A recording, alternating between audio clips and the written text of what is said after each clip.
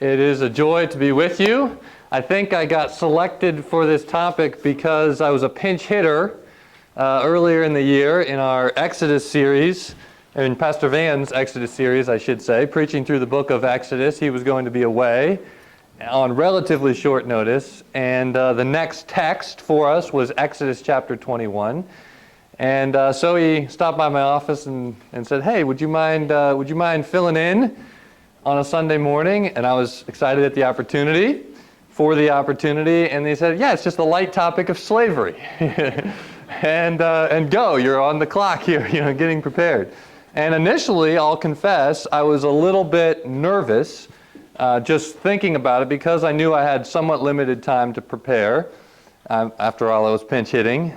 And it's a topic that, if you say the wrong thing, can be troublesome, right? It's a weighty enough, controversial enough topic that it's like, man, if I mess this one up, this could be bad. But as I began to research it, I became more and more confident that, the Bible actually isn't as controversial on this as sometimes we might think. I think when we really look at what the Bible has to say, and I'm grateful for the last three words of the title, Slavery in the Bible, because I think the Bible does speak with clarity, and it doesn't have, it's not as controversial as you might think. I was going to play a video from Sam Harris, but because I switched computers here, my computer's not working, so I'll have to summarize it for you, but you can look it up. Sam Harris, and I've got part of his quote there. But as we think about this topic of slavery, Sam Harris is quoted as saying, "Consult the Bible and you will discover that the Creator of the universe clearly expects us to keep slaves." Right? That's just one piece. I had his more extended quote. Suffice it to say that he's accusing the Bible of taking a pro-slavery position. Right? And how could you serve a God who is pro-slavery? Right? So as we talk about kind of engaging the culture, this is a topic that's out there in our culture. It's a little bit of a sensitive topic. It can be controversial. And so one of my main goals for today is to bring us back to those last three words there, in the Bible. And hopefully when you leave today, you'll know what are the main sections, how does the Bible kind of address this, and really, what does the Bible have to say about this topic of slavery? Because I would submit to you that some of these critics, Richard Dawkins, Sam Harris, Christopher Hitchens, others, you can see their quotes. I'm going to show you their quotes on the slides. You can see them if you got the handouts. There are some handouts on the table over here. They're just wrong. I think they're wrong about what the Bible really says about slavery. It does talk about it. It does address it, and we'll get into that today. I want to begin, though, with a little story. So part of my background is in law. I think most of you know, but some of you may not, that I practiced law for 10 years before coming on staff at Fellowship Bible Church and taking a role as a pastor. And I'm a full-time pastor, part-time lawyer. And I remember a time practicing law when a more senior attorney who had significant experience was helping me with a case. And he said something very profound that stuck with me. He said, when you go to interpret a statute, you need to make sure that you look first at what does it actually say. Not how can I use this to advance my client's case, but what does it actually say? What is the most accurate interpretation of the statute? Because lawyers are pretty famous for bending words, right? Twisting words to say things that they want to say. And after all, oftentimes, attorneys are hired to advocate for a particular client, right? And to present the facts most favorable to their client. And so oftentimes all right, you're paying me to represent you, I'm going to represent you, and I'm going to twist everything to be viewed in the light most favorable to you as my client. And so the sage advice from this experienced attorney was first, really look at the text of the statute. What does it say? What is the accurate interpretation in context, in the setting? Using our training as lawyers to try to interpret the statute. And then, right, we do advocate for our client, but first and foremost, we want to look at the truth. And of course, in biblical interpretation, it's really no different. We want to let the Bible speak for itself, not twist what it says to serve our own purposes. So I want us to approach this topic with humility as Bible students, not trying to be defensive as Christians, not trying to fight against some of the critics, but to humbly come to the Bible and say, what does it say? What does it say about this topic? And how, as followers of Christ, should we respond? And how should we engage in the debate as faithful followers of Christ? So let's, and I'll follow up with a story that sometimes when we twist words, it doesn't work out so well. I had a case one time with a young lawyer. I was a fairly young lawyer at the time. And there was a case that was in court, and kind of a technical issue that I'll spare you the details of because you wouldn't probably care about it that much. This is when I was in Wisconsin at a kind of a consumer protection firm. And there was a technical dispute over some language. And we went into court and we briefed these issues. And when the opposing attorney submitted their brief, I took it to my legal assistant because I knew she'd be interested in just reading it. And she actually read it and said, man, we're in big trouble. We're in big trouble. It seems like he's right. And I had to just chuckle because I had also read his brief. And I had also read the cases that he was citing. And he was wrong on the cases. He was plucking words out of these cases and using them to advance his argument. When the actual case said something different, he was taking the words out of context. And he, even reading that brief, my legal assistant was fooled. She was like, man, this is not good. So I go down to the hearing. The judge actually held a hearing where she announced her verdict orally instead of writing out an opinion. And she admonished the other attorney, saying, just remember, sort of like, go back to law school, just remember, when you see these quotes in the case, make sure you read the whole case. Make sure you read the whole opinion so that you can use those quotes in a way that helps your case.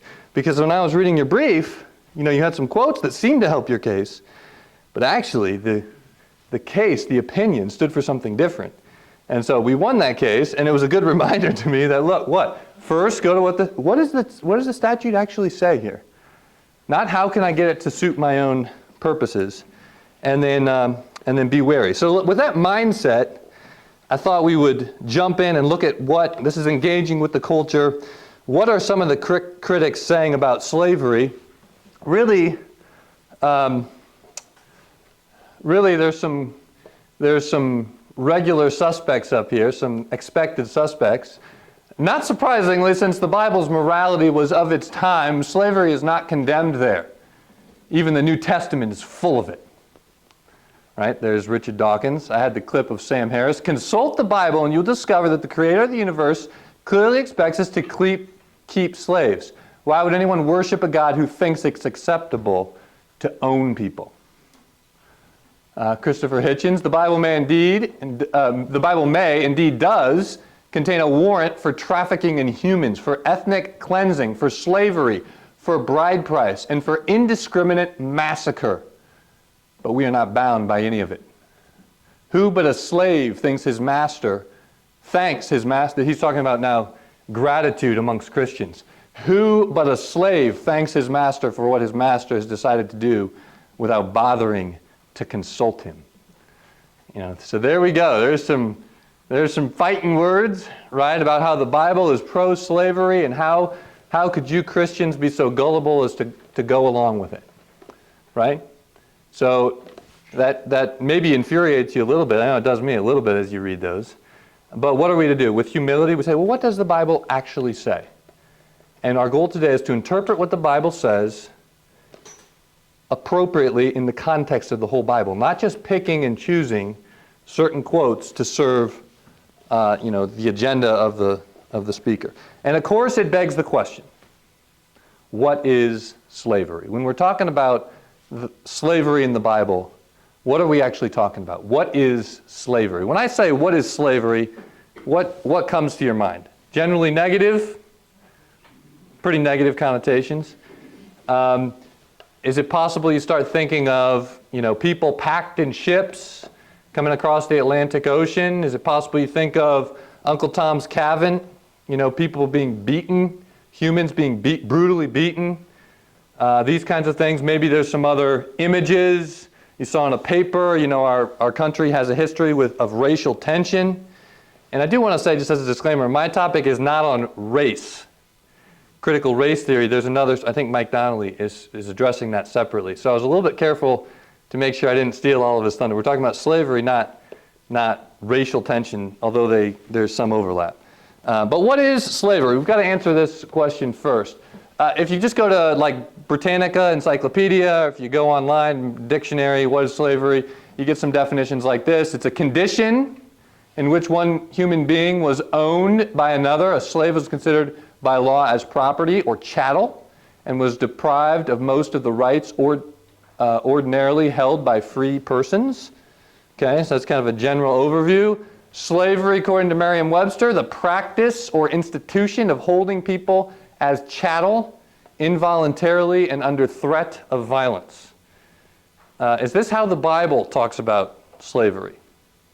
It's an important question to ask, because if we don't get our definitions right, if we start launch into the debate on slavery, and clearly those first three speakers were referring much more to the kind of slavery that we see today, right?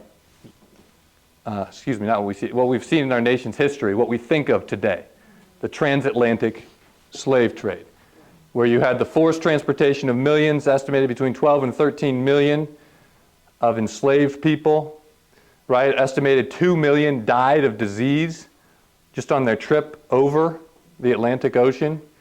A horrible atrocity. The treatment of slaves could be brutal. The conditions was dehumanizing. Word dehumanizing. It's part of the slave trade. This is what often I think comes to our mind when the topic of slavery is raised. It's initially what came to my mind when I was asked to preach on Exodus 21. Oh man, here we go. This is going to be difficult. This is an atrocity, and I think by the end you'll see this is wholly unbiblical. And you'll see that the most influential people who ended the slave trade were believers, and they did it based on arguments from the Bible. All right? But it's not to say that slavery doesn't have a long and sordid history. And it's not to say that in the mid-19th century there were preachers, right, defending slavery. So I want to spend a little bit of time. I don't want this all to be about the slave trade. That's not the topic. It's slavery in the Bible. But I feel like we have to kind of address the elephant in the room just very briefly so that we can contrast what we think of, what probably comes to your mind with the transatlantic slave trade, and then what the Bible actually is referring to.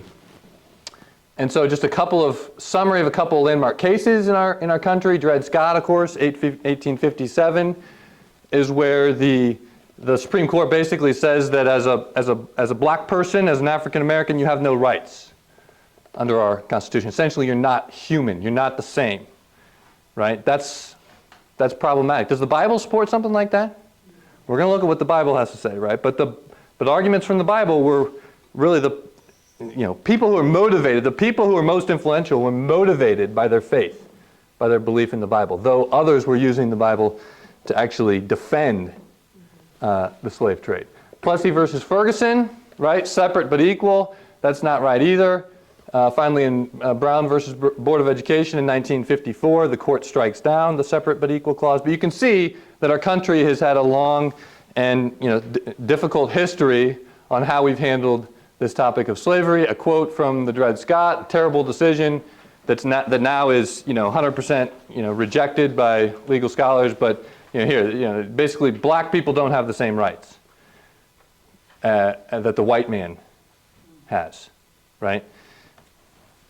13th Amendment really helps end that. 13th and 14th Amendments. There's certainly still effects of this history today, but in the rules according to the rule of law, slavery, of course, is outlawed. It's prohibited, even in our Constitution. So the big question, though, we're not here to talk about necessarily the history of the slave trade. We're here to talk about what does the Bible say about slavery.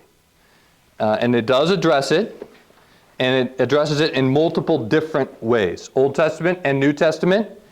And so let's jump in here and look at some of the ways that the Bible addresses it. And then we're going to look at a couple texts specifically, and we're going to have 5 principles, biblical principles regarding human dignity that come out of the Scripture, and then hopefully we'll have some time for discussion at the end. So that's where we're headed. So let's jump into what the Bible has to say about slavery. The word slave in Hebrew is ebed. It's slave, and then in the New Testament it's doulos. It's a Greek word, of course. These words are used pretty regularly throughout the Scripture. 800 times approximately. Approximately 800 times. 718 of those are actually translated servant, not slave. By the way, it's the same Hebrew word. So based on the context, translators sometimes will interpret the word as slave.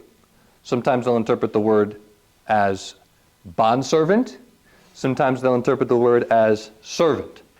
But it's the same Hebrew word. But we have words like that too, right? That depend on the context in terms of what they actually mean.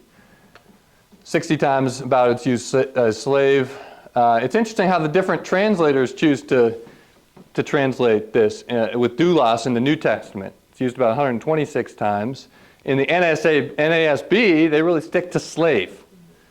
Even if you we'll look at them briefly, somewhat like the beginning of the 2 Peter, for example, or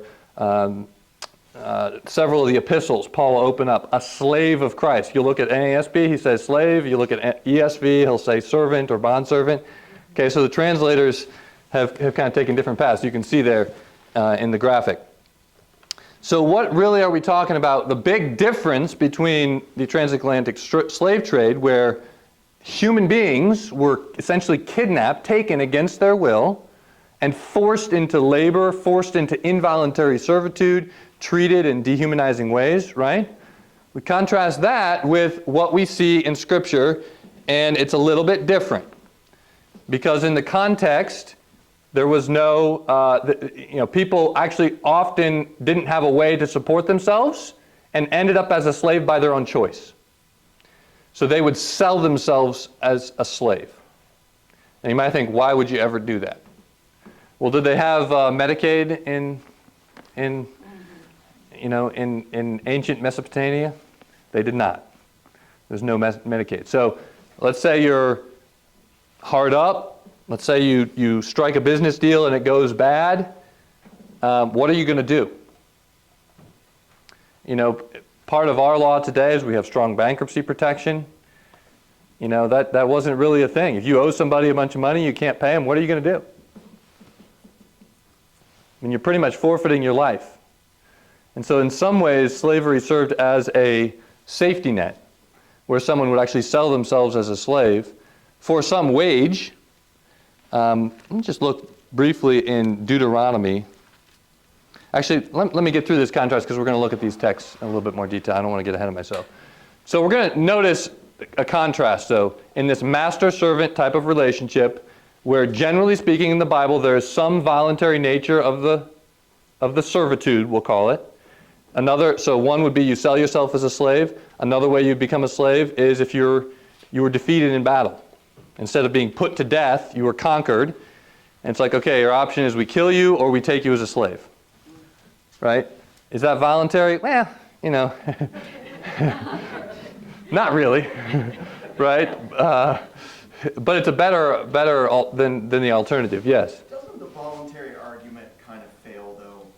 Simply because somebody enters into something voluntary doesn't justify the institution itself. Sure. Prostitution, for example. Sure. You make the same argument that, hey, somebody is down on their luck and they have a hard time making ends meet. They voluntarily engage in prostitution, which we know to be an evil institution. Mm-hmm. Doesn't that kind of create a problem? Just saying somebody engages in it voluntary, does that really somehow justify the institution itself? No, and this isn't meant to justify it. Right here we're talking definitionally, what are we talking about? Because the Bible's going to regulate it. The Bible's going to give, the biblical authors are going to give instruction to slaves. So regulate slavery. There are instructions to slaves that sometimes, what are you saying that to a slave for, right?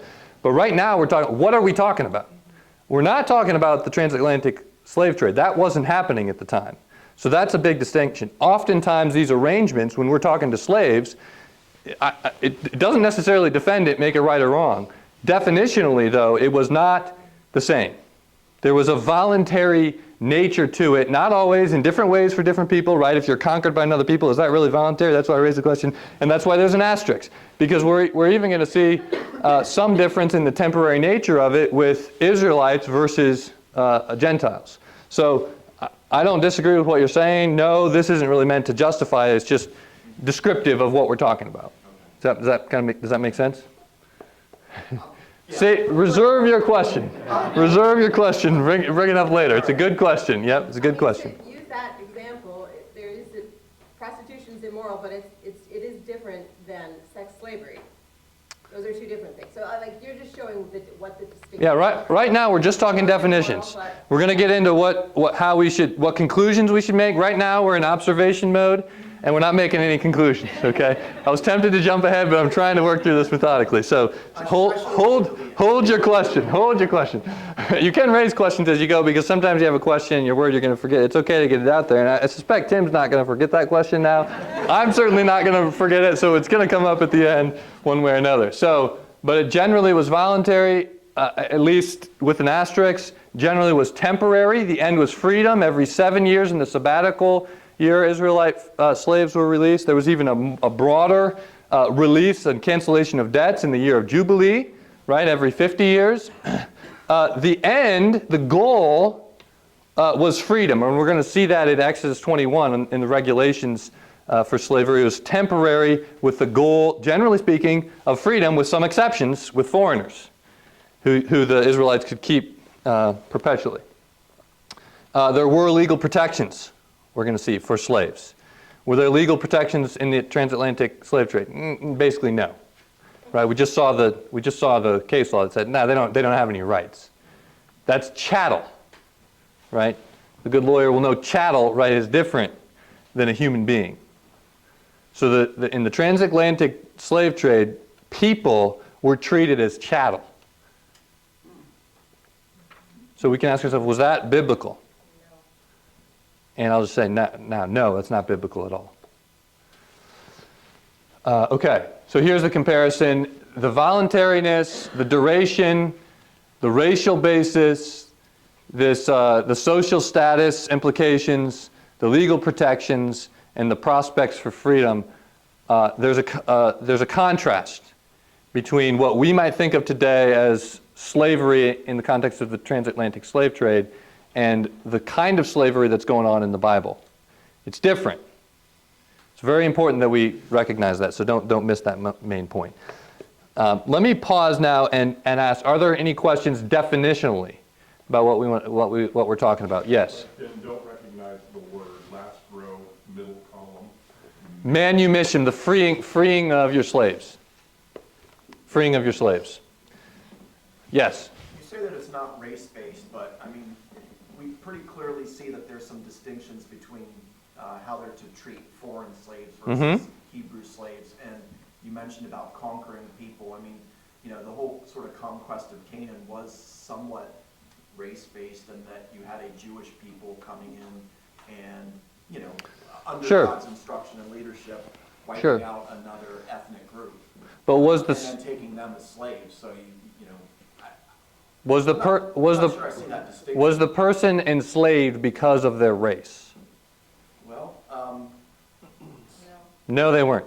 I would argue no. Was the fact that you have a different nation conquering the other nation, right? So there's I can see where you're like, sort of, maybe a little bit, but not just because of their race, right? It's not just because. I mean, especially in the. We just saw it in the 1850 in Dred Scott. Because of basically your skin color, your origin, you don't get any rights.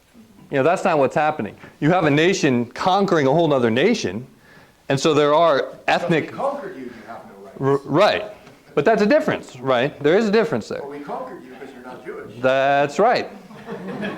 That's right. So there's some. It's not so clean, but I think there is a difference between the two institutions, you might say.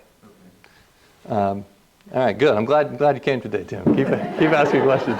No, good. I've been waiting for this class. I have marked school on my calendar. Because I think there's a lot of problems, as Christians and Sure. theologists that I don't have answers for. Sure. And I was kind of hoping you did. Yeah, well, at the end, we'll see. Yeah, one point to that is conquered people were slaves. Voluntarily becoming part of the community of Yahweh put you into that community, like people like Rahab and other people like that. So they were not put into slavery because they weren't Jewish.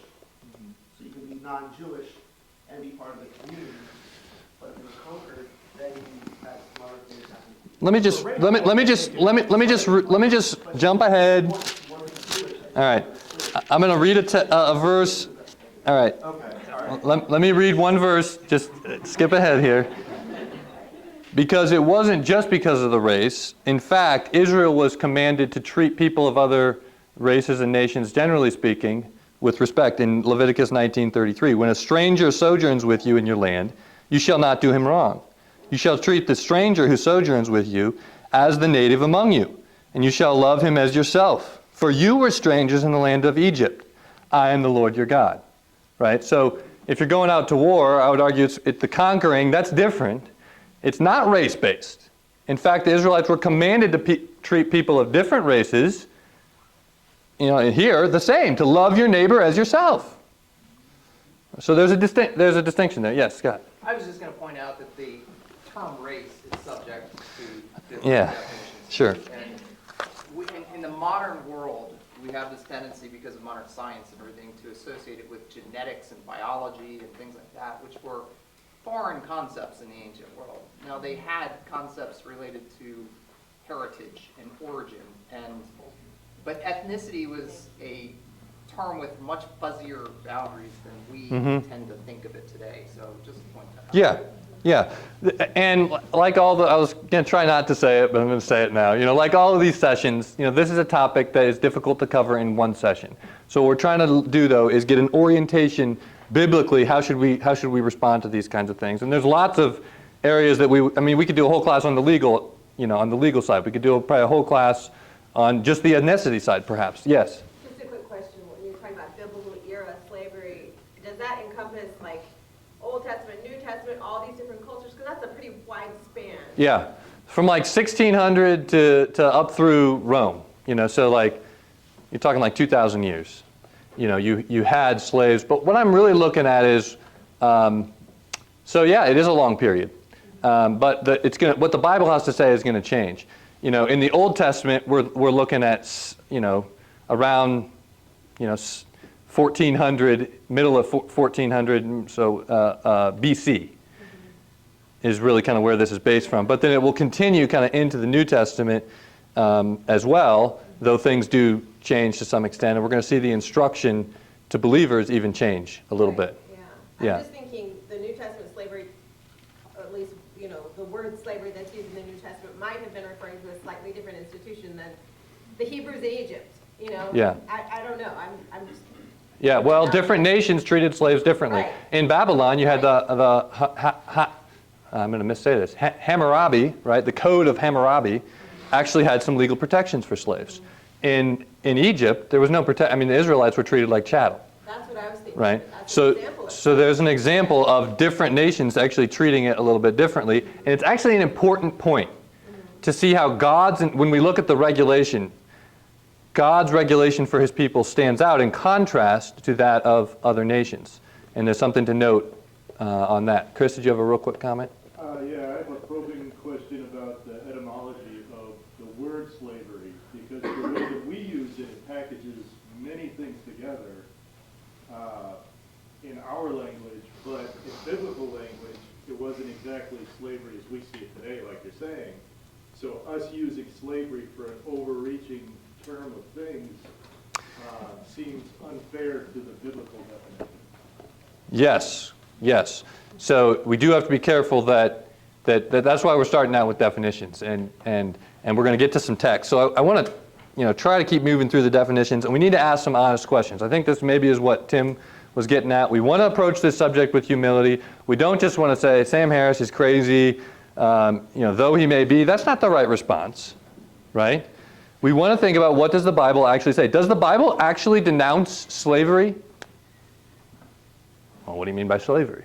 Well, it regulates one kind of slavery, right? Are there biblical principles that guide or direct the Christian's thinking on slavery? What is the church's role in advocating for social justice for people who've been mistreated? Why do so many churches lack racial diversity? How should the Christian talk about slavery today? These are good, honest questions. There's some other more polemical questions that you might ask, like, why does the Bible support the slave trade? You know, well, okay. Some people have argued, though, and we'll look at those briefly. I want to look a little bit at the arguments that were made in defense of slavery. And slavery today is defined differently than what we've talked about to this point. According to the UN, there are still 50 million people in the world in slavery. But it's talking about forced labor, talking about forced marriages. So that's a whole nother. So one of the conclusions, as I said, I really want this to be helpful. I want you to leave with actually some tools to go, I feel a little bit better, one, in my own mind about what the Bible has to say, and then if I'm in a conversation with someone, and here's one thing to do, is ask the question, what do you mean by slavery? Okay, so if someone says, well, the Bible supports slavery, I would never believe in that. You need to ask the question, well, what do you mean by slavery? Because the Bible does talk about it, and let's get into that now. Let's approach it as honest, humble students looking to say, what does the Bible actually say? Not trying to advance our agenda. Certainly Sam Harris is trying to advance his agenda, but sometimes we're trying to advance our agenda as well. So we need to look in the mirror, and we need to let the Bible speak for itself. We need to try not to read it through a lens, and let's see what it says. So let's get into some of the texts. So the main one I want to look at here is Exodus 21. There are three main texts that provide regulations for slavery in the Old Testament Torah, in the law. One of them is Exodus chapter 21. And then, of course, in the second law, known as Deuteronomy, right? This is when Moses kind of renews the law with the generation after they've been wandering in the wilderness for so many years and a whole generation died off. Moses reviews everything with them, right? And they say, yes, we're about to enter into the promised land. This is the law, and he refreshes it in some ways, right? Reminds them of it, I should say. Okay, so that's the second law. That's Deuteronomy, and the slavery section is in there as well. Deuteronomy 15. We'll take a peek at that. And then probably, honestly, for me, the most difficult is Leviticus 25, 35 through 46. This is where we get into the ability for, I think the most difficult thing for me to read is where the Bible's, God instructs his people that they can hold on to individuals from other nations, humans, permanently. They can pass them on to their children. Okay? Wow. Did you know that was in the Bible, right? Okay, so it's in there. We'll look at it briefly, okay? So let's start with Exodus. I think this is the best one to encapsulate everything. There's 11 verses. I'm just going to read it. I don't want to get too bogged down, but it's going to help inform our thinking. We need to look at what the Bible actually says. So Exodus 21. Now these are the rules that you shall set before them. This is part of the Book of the Covenant, the beginning of the Book of the Covenant. Moses with the people at Mount Sinai, they've been delivered from bondage. They were slaves. It's going to come over and over and over again. We're going to see the reminder that you were slaves in Egypt. Okay, that is significant. Now these are the rules that you shall set before them. When you buy a Hebrew slave, he shall serve 6 years, and in the 7th he shall go out free for nothing. If he comes in single, he should go out single. If he comes in married, then his wife shall go out with him. If his master gives him a wife, and she bears him sons or daughters, the wife and her children shall be her masters, and he shall go out alone. But if the slave plainly says, I love my master, my wife, and my children, I will not go out free, then his master shall bring him to God, and he shall bring him to the door of the doorpost, and his master shall bore his ear through with an awl, and he shall be his slave forever. When a man sells his daughter as a slave, she shall not go out as the male slaves do. If she does not please her master, who has designated her for himself, then he shall let her be redeemed. He shall have no right to sell her to a foreign people, since he has broken faith with her. If he designates her for his son, he shall deal with her as with a daughter. If he takes another wife to himself, he shall not diminish her food, her clothing, or her marital rights. And if he does not do these 3 things for her, she shall go out for nothing without payment of money. All right, so a couple of high-level observations here. First, these are the rules that you shall set before them. Notice the next word, when. These are going to begin with when, if, when this happens, if that happens. What's that telling us? It's descriptive of what's happening. This is going on. Is God commanding them to do this? No. Is there a command here? He's not. Is he regulating what's happening? Yes, he is. So we have to be careful that we don't read this as a command for God's people to go out and buy slaves. But we also have to be careful, and there's a recognition that this is happening, and this would be an opportunity for God in his infinite wisdom to swoop in and say, you shall not take any slaves. You shall not own another person. And he doesn't say that. Right? So we just need to be honest. This is like case law. So you'll appreciate that, Tim. Right? It's case law. It's a fact scenario that the judges who Moses appointed can then use in their judgments. And what is it primarily doing here? Primarily, it's actually establishing rights and regulation on the treatment of slaves. It's regulating the ownership of human beings. Yes. Which I would argue is an inherently immoral activity. Okay. What do you mean by ownership? Owning another So, human being. okay, so if someone at the time, if someone is destitute, and it's like the Smurf on a manor, right? Is that an inherently immoral practice? Where a lord, you have a master-servant relationship. The person is paid wages, and we actually know that from Deuteronomy, the Deuteronomy section. Person's paid, they're given a meager wage. Part of their wage is living. Say, all right, you come work hard for me. I give you room and board. Maybe I don't pay you anything, or maybe I give you a meager wage, which would have been common. Is that inherently immoral? Is he free to go? Not when he signs the contract. Not when he agrees. He wouldn't have to enter into that relationship, no. So yes, in a sense, he's free to go and basically die. Yes? Don't we still have slavery here in the United States and enforced slavery in our prison systems? I think it's a different topic. When you've broken the law, we'd say you forfeited your rights as a felon. So I'm gonna say let's not talk about that. I'm not gonna take that bunny trail just because of the interest of time. But I think this is very important and interesting. Is it inherent? Because you're thinking, okay, to own another person as chattel. I think that is wrong. And we're going to see biblically that is wrong. Well, you just talked about the ability to pass it on to your children and grandchildren. That sounded an awful lot like chattel. Well, we got to look at, that's not this text. Okay. We got to look at that. I think that's the most difficult. I think that's the most difficult. Okay. But that's not what's really happening here. But in this text, the master has the ability to deprive the slave of his wife and children. And to say, you can go, but your wife and kids. So why is that? Because they were born during this relationship where the person entered into the relationship. It's like a master, it's an extreme relationship that is foreign to us. You don't see that today. We don't live on a manor. We don't know what serfdom was like. And when I say serfdom, I mean you got Smurfs that are relying on their lord, right, for protection. But it's actually, in some ways, a symbiotic relationship. The Lord needs people to do their work, and the people need protection. They're not safe out on their own. They don't want to be out on their own. So in that sense, it's voluntary. In that sense. No? Yes. That's my argument. You can agree or disagree. All right? In that sense, it's voluntary. They didn't have to do it. They didn't have to sell themselves as a slave.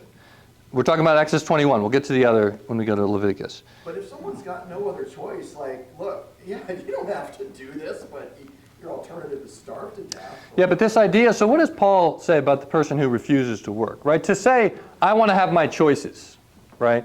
I don't want to work, but I want to be cared for. Well, that's not a realistic option, right? So we can't just we got to live in reality. We're living in the real world, right? So this idea that I get to do what I want, it's just, that's not real. So you can't say, well, who would ever want to do that? Well, nobody would. I'm not arguing that this is a great living arrangement, or that this person's been blessed in the way we speak sometimes of material blessings. No, they're the outcasts of society. And what does God do? He actually cares about them. He cares about the vulnerable. He gives them rights. If you don't treat them well, they get to go free. right? The eye for an eye, the lex talionis principle, it applies even to the slave. Did that apply to his people? No, it stands in contrast. Look now, let's go to the Deuteronomy 15. So to read into that, well, God's regulating slavery using the term the transatlantic slave trade. That would be damning for the Christian, but that's not what's happening there. Deuteronomy 15, look at 12 through 18. If your brother, a Hebrew man or a Hebrew woman, is sold to you, he shall serve you 6 years, and in the 7th year you shall let him go free from you. And when you let him go free from you, you shall not let him go empty-handed. You shall furnish him liberally out of your flock, out of your threshing floor, and out of your winepress. As the Lord your God has blessed you, you shall give to him. You shall remember that you were a slave in the land of Egypt, and the Lord your God redeemed you. Therefore I command you this day. But if he says to you, I will not go out from you, because he loves you and your household, since he is well off with you, then you shall take an awl and put it through his ear into the door, and he shall be your slave forever. That's the voluntary nature of the more permanent servitude there. And to your female slave you shall do the same. It shall not seem hard to you when you let him go free from you, for at half the cost of a hired worker he has served you 6 years. So the Lord your God will bless you in all that you do. So there's an element of fairness. I think this is why the person, if he's going to go free, well, his wife and children, while he was in this master-servant relationship, he bore children to the household, which would really belong to the master under that relationship. He's not just going to let the person go free and take, and take all of that, all of the additional humans there with him. Okay, so there's an element of some kind of fairness. I struggle with that a little bit, honestly. Okay, but again, it is different than we need to get the transatlantic slave trade kind of out of our mind a little bit. That's not what's happening here. So, and notice the focus is what? To not treat these people harshly, to actually bless them as they go, in contrast to your own history. So a principle in what the Bible, in God's law, is that God cares about every human, even the most vulnerable. These would be the most vulnerable people. If you're going to mistreat someone and get away with it, it would be your slave. Okay? So those are two. Does the Bible regulate it? Yes. Do I understand everything about what's going on there? No. But is it right to say God doesn't care about these people, or it's good to treat people as chattel? No. The Bible stands against that. This teaching, Exodus 21, is standing against the idea that they're just chattel. Okay? Yes? It's just a yes or no question, I promise. So with Deuteronomy, if the husband goes and the wife and children are still owned by the master, but the wife and children run away, Deuteronomy prohibits them from being returned to the master. Is that correct? That's another section. So 23, Deuteronomy 23, and this stands in contrast to the laws when the U.S. had bad slavery laws. Okay, people were actually prohibited from giving harboring slaves. Right, that was by laws, against the law, like the Underground Railroad. And here we see in Deuteronomy, though, 15 and 16 of chapter 23, you shall not give, this is talking about, these are more the laws from Moses, you'll get the context. You shall not give up to his master a slave who has escaped from his master to you. He shall dwell with you in your midst in the place that he shall choose, within one of your towns, wherever it suits him, you shall not wrong him. Okay, and it seems the context here is that these are actually slaves from other nations. Right? So if someone comes in as a slave, you don't send them back to the other nation. You let them live with you. Yes? Just to underscore that regulation is not equal endorsement, we do have the example of divorce in the Bible and divorce certificates, and Jesus makes it very clear in the New Testament that that is not an endorsement of divorce. Yeah. So I just want to underscore that. He regulates it not as the ideal, but because your hearts were hard. All right, let's go to the most difficult one now, and we can look at that. All right, so, but I think one of the main points there is that the edge to the regulation is to protect the vulnerable, is to ensure the fair treatment of the slave. I'll call him servant, bondservant. Okay? Let's look at Leviticus.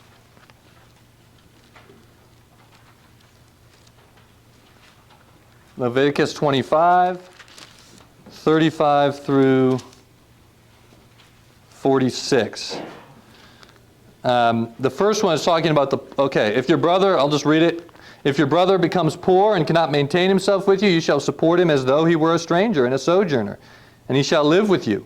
Take no interest from him or profit, but fear your God, that your brother may live beside you. You shall not lend him your money at interest, nor give him your food for profit. I am the Lord your God, who brought you out of the land of Egypt to give you the land of Canaan and to be your God. If your brother becomes poor beside you and sells himself to you, you shall not make him serve as a slave. He shall be with you as a hired worker and as a sojourner.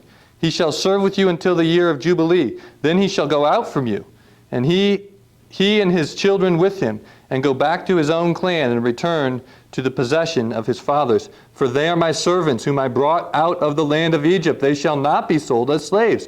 You shall not rule over him ruthlessly, but shall fear your God. As for your male and female slaves, whom you may have, you may buy male and female slaves from among the nations that are around you. You may also buy from among the strangers who sojourn with you and their clans that are with you, who have been born in your land, and they may be your property. You may bequeath them to your sons after you to inherit as a possession forever.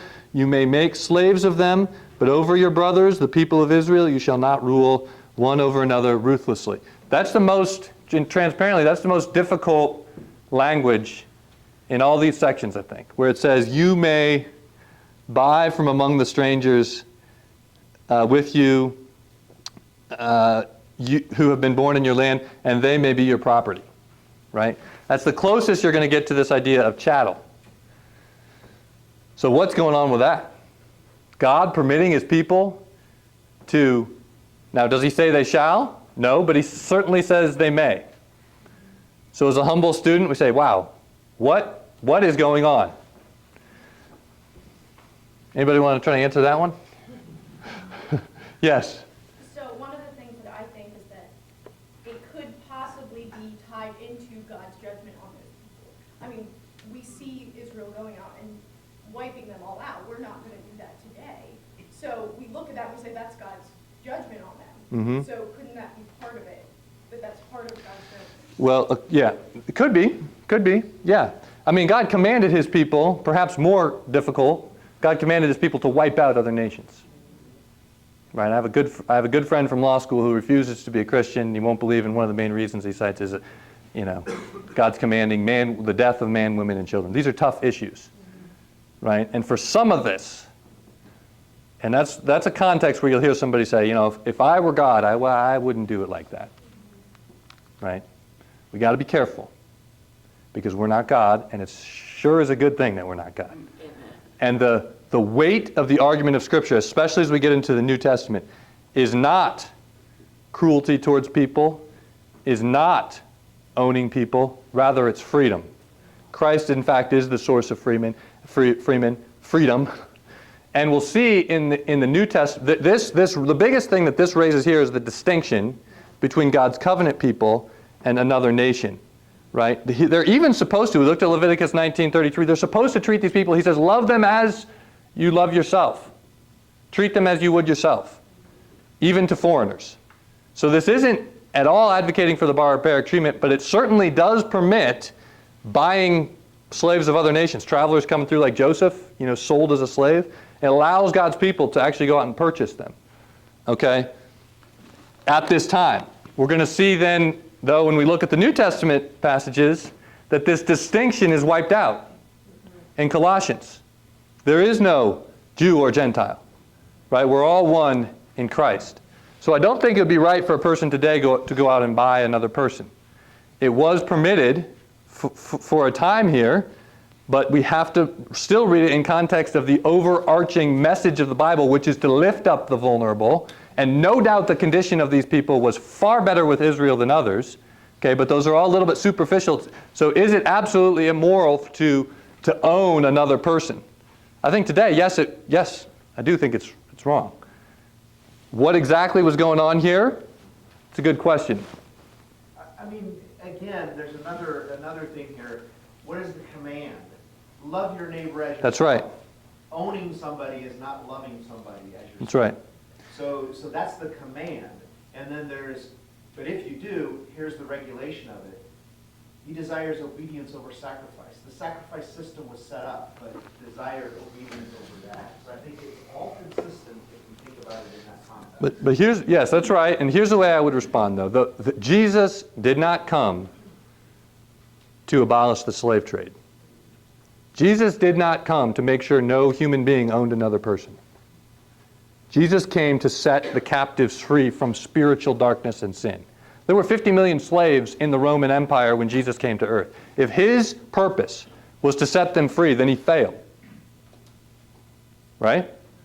Jesus came to set the captives free from spiritual bondage, which is worse. Obviously, spiritual bondage is far worse than even physical bondage. It doesn't excuse what's happening. I don't think you can read this and say, well, it's good for, we ought to go out and just, start buying other people. No. That's not the message of the Bible. And it's not even, in all of these passages, to your point, it's to lift up the person who's most vulnerable. It's to protect the person who's most vulnerable. So you cannot spin this around, or you should not. You can try. It's not appropriate to use these passages to try to argue for a pro-slavery position. What were the arguments? Yeah. This goes back to the foreign person being kept as a slave. Okay, and that could be a lifetime thing. I think that could also be considered an act of a gracious God, because they were no longer then exposed to the foreign worship of the gods that they had been in. They are now within the covenant people, where they're going to learn who God is. Mm-hmm. And their children will. And I see that as an act of grace. Yeah, yep, that's right. I mean, there's no doubt that they're, but it would sort of be like saying, well, if you're a good slave master in the 19th century, it would be good for you to go purchase people, right, because you're kind to them. Right, but you're right. We got to be operating reality at the same time. That question of, is it ever okay to own another person? Well, God permitted it in the Old Testament in this limited kind of a case. I don't think that applies when we read the New Testament. He's broken down God doesn't have a covenant, certainly not with America. So there's no way anybody in America could try to make that argument, to look at this and say, I can go out and buy someone. And the message of the Bible, Jesus' purpose in coming, was to set the captives free from the bondage of sin. So you could say Jesus should have come to solve all these other problems. It's not why he came. Now, what do God's people do? Who are the people who are on the front lines? The William Wilberforce, maybe if you think about the most influential person in abolishing the slave trade, probably William Wilberforce. And he's motivated by the gospel. Okay, so God's people do help with all these humanitarian issues that are important and that are valuable and that do have moral implications. But as we get into that question about the church, is it the mission of the church to solve the social justice issues of the world? It's not the mission of the church. But God's people absolutely are used to alleviate suffering all around the world. So those are our three. We got to scoot because I realize that clock is not correct. It says 10:05, or actually, it's way off. It says 2:05. I was. So let's look. So these were the regulation passages. You can study those. There's a lot that can be said about those. There are some tough questions to have to answer. And I don't have an exact answer for that's why God did it. He's God. What I can tell you is God is there for the vulnerable. He does lift up those who are abused and cursed. And the reason Jesus came was to set people free from the most significant bondage that we could ever have, and that's the bondage of sin. So we have the regulation passages. We have, did I already switch that? Yes. Description of the human condition. Instructions to slaves. So Paul, and we're not going to have time to exegete all of these, but Paul does address slaves directly. Bondservants. There's the Greek doulos. Obey your earthly masters with fear and trembling, with a sincere heart, as you would Christ. Now it's interesting that Paul would even address people in that position. And it's interesting if you look at the full passage that he addresses them first, which would be unheard of for Paul to write to the servant. You would never write to the servant. You would write to the master and talk about the master's rights. That's everything in the culture. So then for Paul to write to the person who's enslaved, or in this, I shouldn't even say enslaved because of the confusion that it causes, but in this, it's doulos, they're in servitude here. It's a master-servant relationship where the master has authority over the servant, right? What does he do? He says, as God's people, I want you to be different. I don't want you just to serve as eye service. I want you to work hard for your master. And primarily, he's addressing actually earthly masters, you'll see, but also not just, believing masters, but not just believing masters and not just good and gentle. I think it's the Peter one. Not just to the good and gentle, but the people of God are to be known as hardworking people who work hard, who don't try to cheat their masters even when their masters aren't doing things the right way. Okay? So is it okay to look at this and say, well, look at that. Paul, he's good with slavery. Did he have an opportunity to say, masters, set all your servants free?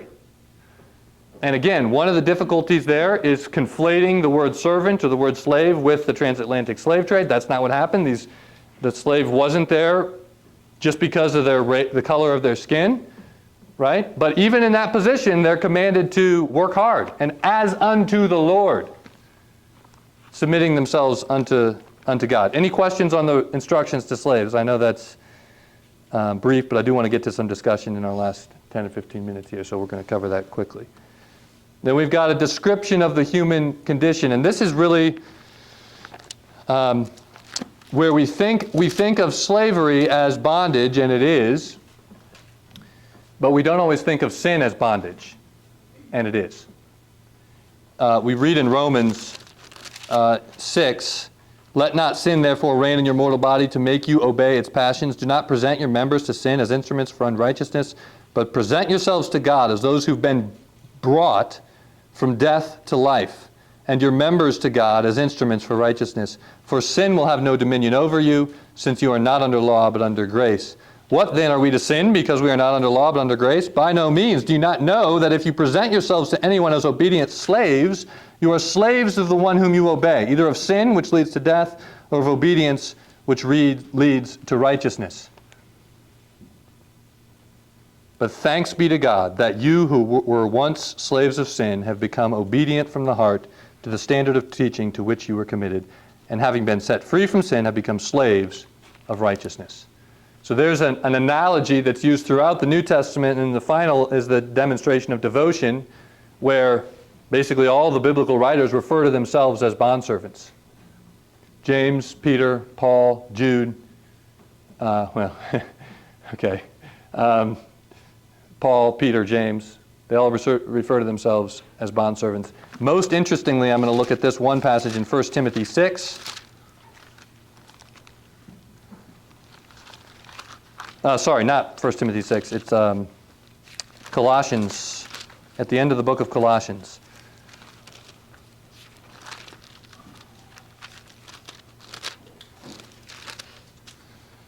Look at Colossians 4. Paul is concluding his letter.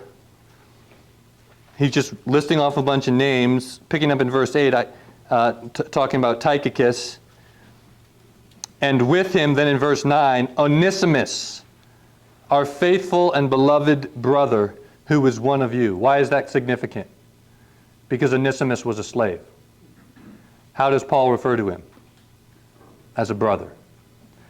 And that's putting the flesh and bones on what he says in chapter 3.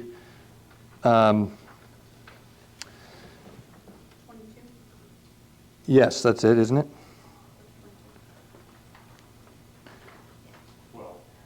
No, it's not 22.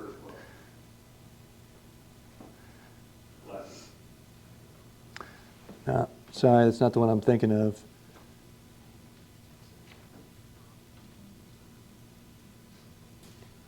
Colossians 3:9. Do not lie to one another, saying that you have put off the old self with its practices and have put on the new self, which is being renewed in knowledge after the image of its Creator. Here there is not Greek and Jew, circumcised and uncircumcised, barbarian, Scythian, slave, free, but Christ is all and in all. There's no status, there's no distinction. Paul refers to Onesimus, the slave, who would have been among the discarded of society, as a brother. Okay, so let's pause. So let's pause right there and take questions, and then let me cover the 5, I think, biblical principles, and then we can use those in discussion. Okay. So then it's a demonstration of devotion. We talked about that. First of all human life is sacred. Part of the message of the Bible going back to Genesis. So if you're trying to say a person should be owned because of any inherent quality, that's wrong. That flies in the face of the message of the Bible, where humans are made in the image of God. They're designed by God. They're inherently valuable, and they're deserving of protection. That goes throughout all these different texts. In Christ, there's no distinction. We just read it. God values the vulnerable. I think the main purpose for these regulations is to protect the vulnerable. It's descriptive, it's case law. He could have come in and said, thou shalt not do it. He didn't. But it is actually to provide protection for the vulnerable. And then finally, the mission of the church is to free those enslaved to sin. Not necessarily to go out and set every person in bondage free physically. Though people in the church do that and do it quite well. William Wilberforce as an example. And then finally, as an analogy, we are slaves not to sin, but to Christ. Okay, with that, let's take your questions. How does, yes? I was wondering, in the context of God putting protections over vulnerable people, I was reading last week, I can't remember the reference, but it was referring to children as slaves to their parents, that kind of relationship. And then in 1 Peter 3, it's talking about, likewise, wives, be subject to your own husbands, and then going down a little bit. For this is how the holy women who hoped in God used to adorn themselves by submitting to their own husbands. As Sarah obeyed Abraham, calling him Lord. Some other translations say master, master. And you are her children, and you do good, and you do good. I was just wondering if that's kind of the point that's trying to be driven here with this teaching, is that there are situations where God could put people into these types of relationships as a form of protection because they're more vulnerable or not as. Did that come up? I might have missed it. Well, children aren't slaves to parents. It doesn't say that, but they are commanded to obey their parents. And why? Because they're obeying Christ. Why is the wife to obey her husband? Because she's obeying Christ, submitting to Christ. Why should the servant obey his master? Because he's submitting unto Christ. And Christ made himself a servant. We submit out of reverence to Christ. Who appointed these governing authorities? God did, Romans 13. Right now, does that mean you shouldn't seek freedom if you're in a situation of bondage? Of course not. Of course not. What was the biblical argument pro-slavery? We kind of skipped over, we didn't cover it. One of the main ones was from Genesis 9, where God cursed, where Ham looks at his father's nakedness, remember, and then he gets cursed in verse 25. Noah awakes from his wine. He knew that his youngest son, what his youngest son had done to him. He said, "Cursed be Canaan, a servant of servants." There's that word abed. A servant of servants shall he be to his brothers. He also said, "Blessed be the Lord, the God of Shem, and let Canaan be his servant. May God enlarge Japheth, and let him dwell in the tents of Shem, and let Canaan be his servant." So pastors would take that and say, and they would argue that, black people were descendants of Ham, and therefore they should belong to the brothers, right? That was the argument. Now, is that a accurate interpretation of this text? This is why I started out with the analogy that I did, right? We're just picking things out, and we recognize it now as crazy, right? That's not. And there's several reasons why it's crazy, but we're not going to go all into them all now. But those are some of the arguments that were made. Look, this certain kind of person is less of a human, and you see that even in the case law that we looked at. But what is the truth? What is the teaching of the Bible? What are these principles that we see come out and say? No, there's actually not distinction. All human life is sacred. God values even the vulnerable. And then there's, an extension off that doesn't necessarily mean to our social justice warriors that the primary mission of the church is to go out and set everybody free or fix all these problems. So let's bring back up your question in closing about... Oh, Dan, sorry, I just wanted to clear up the children and parents thing. It was Galatians 4:1. It says, I mean that the heir, as long as he is a child, is no different from a slave, who is the owner of everything, but he is under guardians and managers until the day set by his father. Sorry. Okay, sure, no problem. So, And I think in relation to Dorothy's other point that she made there, I think that it could be a byproduct of being a slave that somehow you're protected and you're better off, but I don't think that's a biblical principle. I think it is more likely what Bryn said, that God did put people in bondage to other people as part of a consequence of their judgment, right? In Israel of old, that he would bring them under. Some were to be killed and some were to be their slaves. So it was a judgment call. But I don't think that you would argue that slavery is good because it makes people live better. that's right. And to me, that's a moral equivalent of aborting a baby to make sure it goes to heaven. I think we don't always know. Sometimes the Bible tells us why God did things, and sometimes it doesn't. Yeah. Right? And we just got we just don't always know. We do know that in Exodus 22:22, he says, "You shall not mistreat." This is, in the book of the covenant.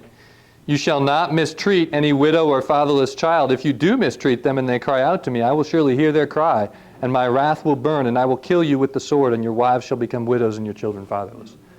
So you can't say God is against the vulnerable. You can't say God is pro-slavery. It's not there, right? Well, you're picking verses and saying, well, God regulated this, and therefore, like these guys are saying, he's pro-slavery. It doesn't hold. That argument doesn't hold up upon looking at what was actually being regulated and the ultimate purpose for the regulations, which was to lift up those who are downtrodden. But it's not as easy as we might think, as Tim is pointing out, that some of this was permitted. And I think sometimes we just have to say we don't know exactly why. It's clearly not permitted in the New Testament. We're not to go around purchasing people. Okay, that's not permitted. Why exactly God did this thing, why exactly these people were struck down, we know they were wicked people. We know God was judging them in some way. But I can't sit here and try to explain why God, did everything, unless it's in the text. Did you have a comment? And I want to give you a chance to make a rebuttal if you have one. Go ahead now. No. Go ahead, Tim. I've talked too much, sorry. You haven't talked since I got here. I have one question about brother in context, because I've heard you use brother, and it seems in different contexts. Yeah. Well, Back to Leviticus is specifically stating brother, and maybe more of a definition of what does that actually well, in the context, that would be part of God's covenant people, so that's an Israelite. Fellow Israel. But when Paul says brother, he's talking about the church. The church is the household of God. This is the family of God. So I'm just saying he's specifically stating, I'm not trying to say that it is or it isn't, but it would seem that if you're not, then it wouldn't apply. Yes. Correct? Yes. Well, yes, but there's remember Leviticus 19 where he talks about even the sojourner. So the people of Israel were to treat everyone, to love their neighbor as themselves, everyone. But the regulations did have some difference in that the foreigner doesn't go free in the year of Jubilee like the Israelite does. So there was a little bit of a distinction there. Tim, I want to come back to you because I didn't want to cut you off, and then we'll go to Scott. Or are you done?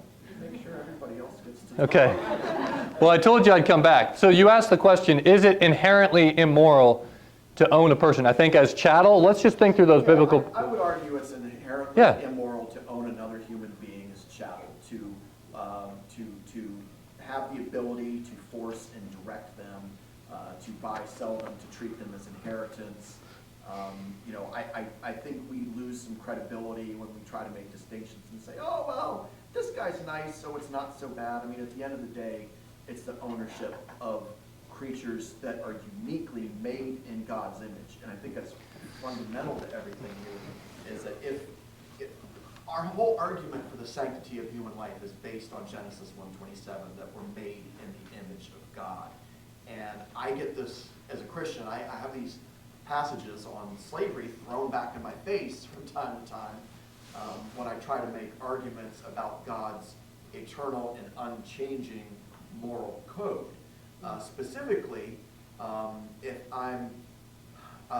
I ever try to cite to, say, Leviticus 18 as evidence for where Scripture stands against homosexuality, it's thrown right back in my face. Well, just a couple chapters later, Leviticus 25, it seems to approve of slavery and the ownership of human beings. And in Leviticus 25, I do see a racist element there where it appears that Jewish people are to be taken in and supported financially, where the foreigners and the nations around them can be bought and sold and treated as chattels. Well, so I would say I think you got to be careful about the chattel, because even with the foreigners, they're not. It's certainly the worst there in Leviticus, where it's permanent. They're permanently there, but it's not chattel like the slave trade, right? They're still regulated to. 45, it says, "They may be your property." Yeah. And then they can be an inheritance. I mean, that to me sounds like a chattel, as far as the lawyer's definition, right? Well, that's why I say it's the only place, okay, and it is the most difficult, right? Yeah. But it doesn't give them free reign. Like with my chattel, it's a little bit different in the sense it doesn't give you free reign to just mistreat them. In fact, they're specifically commanded not to, and to treat them as a brother. So even in the worst, even at the lowest, right? It's not what people are condemning. It's not what says it approves of slavery. Not really. No, it doesn't. We've got to look back. We've got to look what really was happening there. Can we explain it all? I think we can be honest and say, yes, there's an element of judgment. Yes, these people had probably a more like the people who were bought by Israelites had a far better life, right? But and those are all true. It doesn't really address the legal kind of contention that you're making, which I think is a good one. And I think ultimately, do you know what's in the mind of God? No, but to use that one that one exception, I'll call it, because everything else, right, is uplifting, and even that is in many ways uplifting the people who are affected.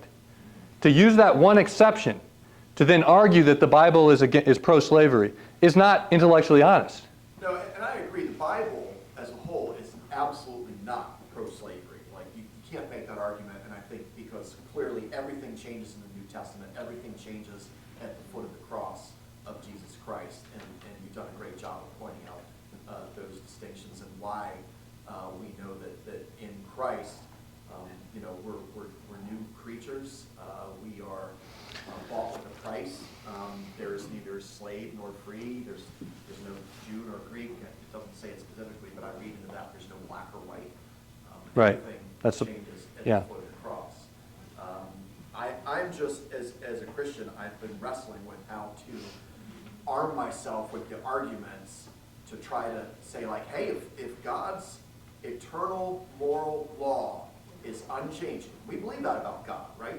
That God doesn't change and that his eternal moral code has existed forever, and that he doesn't, in one dispensation say, well, this is wrong now, but I'm going to kind of change my mind later.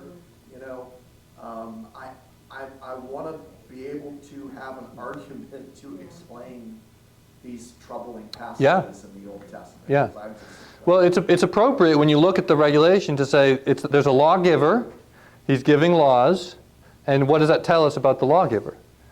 And I think one of the things it tells us is that he's for the vulnerable. To look at it and go, no, for something that was already practiced and was done far worse and more barbaric, right? And that he permits it in some sense does not mean he's pro-slavery.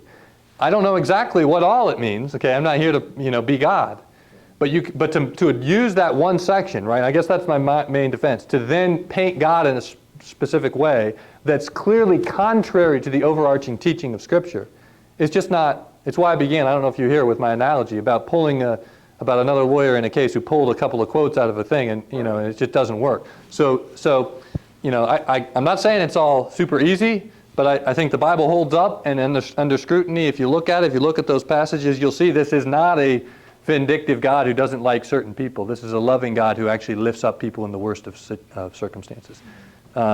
Jamie, let me go to Scott first, and then come to you, and then we got to close. So when you mentioned Onesimus, you did not read from Philemon, right? No, I didn't. So From Colossians. yeah, so I mean, there's more treatment in Philemon, but it ultimately gets to this. So it says, for this is perhaps why he was parted from you for a while. This is Paul writing to Philemon, right? That you might have him back forever, no longer as a slave, but more than a slave. Right. So I think that Paul is actually sending, if we can abstract out the legal, political, economic issues, which are part of a system that is in place here in the Roman Empire at the time, I think Paul is putting Onesimus back into that system, is he not? He is sending him back. Why didn't he just keep him? In fact, in Deuteronomy, it says they didn't have to send Right. But slaves I think back. the difference, Onesimus was a runaway slave, though. Right. correct. And they send him back. But you shouldn't have ran away. No, but Go back to your. But in Deuteronomy 23, they don't have to do that. The people of Israel don't have to send slaves back to other nations. And Paul goes ahead and sends him back. Right, but I think the key where it all becomes relevant to us is that Philemon was a slave owner, as most people in the Roman Empire were, right? Right. That had been converted. So irrespective of the political, economic, legal implications of Onesimus being a slave, it was anticipated that Philemon embodied these ideas of loving one as himself, having justice, or mercy over justice, compassion, grace, and that, I think, is what Paul is talking about. Yep.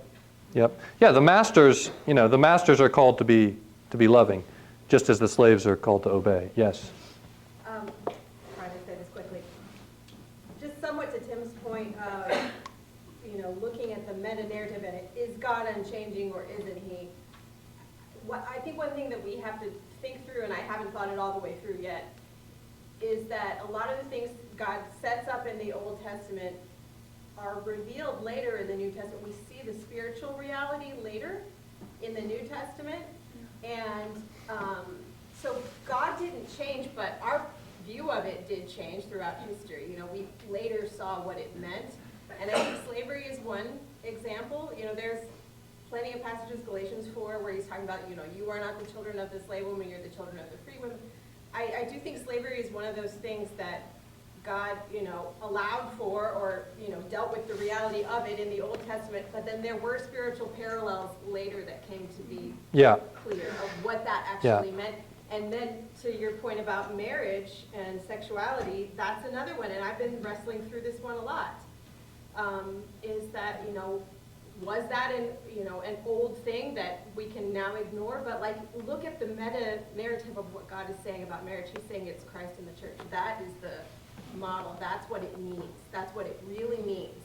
And so I think, we don't have permission to then go change that. Yeah. Because of the big, Yep. I'm not saying this very well, but I just think that's an aspect that we need as Christians to be thinking through. Well, we have to be humble, and I'll close with this because, there's a lot of bad things that have happened that God allowed. The Holocaust was permitted, right?